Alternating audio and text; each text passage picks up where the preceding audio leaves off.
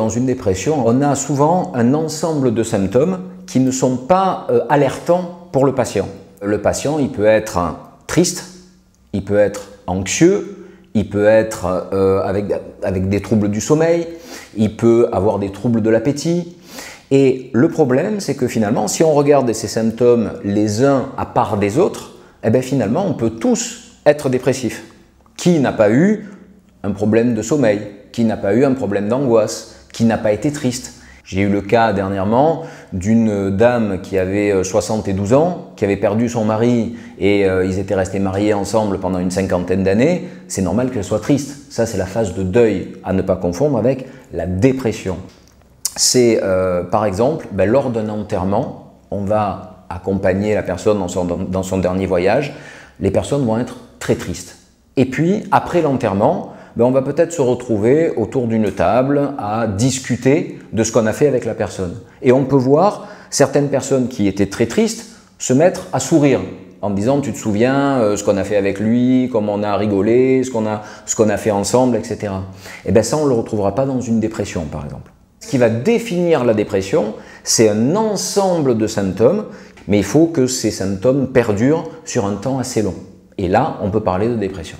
C'est lui qui va voir la continuité de l'état de la personne. C'est-à-dire que souvent, ce qui va déterminer le diagnostic de dépression, c'est une rupture dans cette continuité. Et ce qu'on retrouve nous en consultation, c'est un entourage qui va nous dire « Eh ben voilà, mon mari, il est plus comme d'habitude.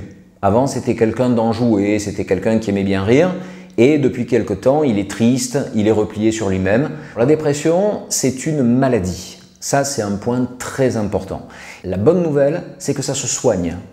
La mauvaise nouvelle, c'est que si on ne soigne pas la dépression, c'est une maladie qui peut durer plusieurs mois, voire plusieurs années. Alors en fait, une dépression, c'est une maladie qui va avoir trois origines.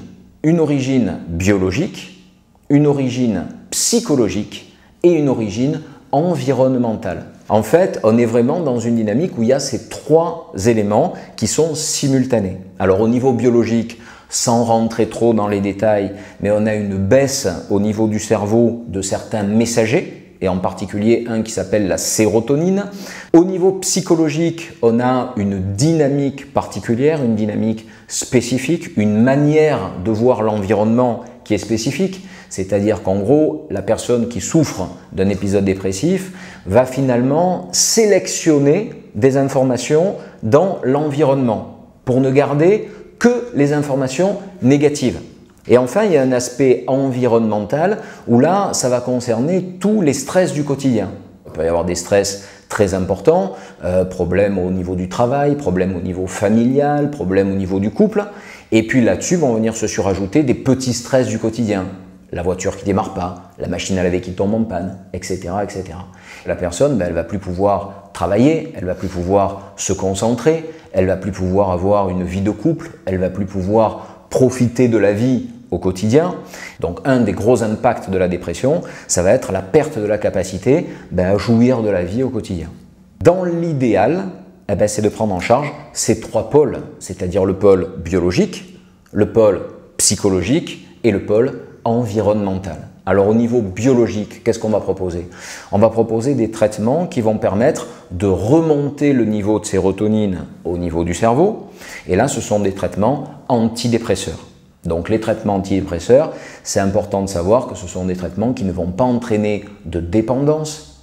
Ce sont des traitements qu'il faut prendre pendant une durée de minimum 6 mois. Ça, c'est un point très important. Au niveau psychologique, l'objectif, c'est de prendre en charge la personne sur le plan psychologique. Souvent, ce qui est proposé, ce sont les thérapies comportementales et cognitives, où on va travailler sur le comportement de la personne, ce qu'elle fait, et souvent dans la dépression, la personne va être dans une dynamique un peu d'évitement, évitement social, évitement de situations qui vont lui poser problème. Donc on va essayer de lui permettre d'éviter.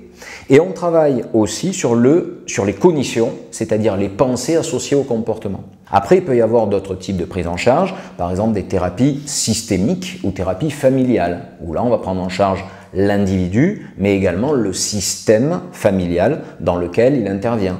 Également, ça peut être le système professionnel. Et puis, il y a d'autres types de thérapies comme la psychanalyse, où là, on va essayer de chercher des origines qui sont peut-être enfouies et à ce moment-là, permettre à la personne de mieux comprendre son mode de fonctionnement. Enfin, prise en charge également sociale, environnementale. C'est-à-dire que par exemple, quelqu'un qui va souffrir au travail, il va falloir qu'on puisse travailler sur justement l'implication au travail, peut-être l'organisation du travail et aider la personne à mieux gérer son quotidien. Si vous avez un doute concernant votre morale, n'hésitez surtout pas à consulter parce qu'une dépression, plus tôt on la traite, meilleur est le pronostic.